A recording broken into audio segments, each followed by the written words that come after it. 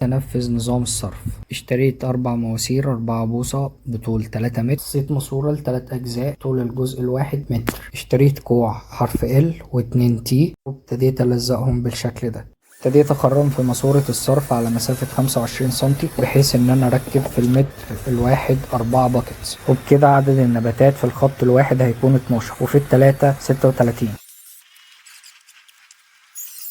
بعد كده لزقت المواسير في مكانها وسبتها تنشف لتاني يوم. كده جبت الزاوية دي ارتفاعها كان نص متر، وابتديت ان انا اقطع 6 حتت خشب.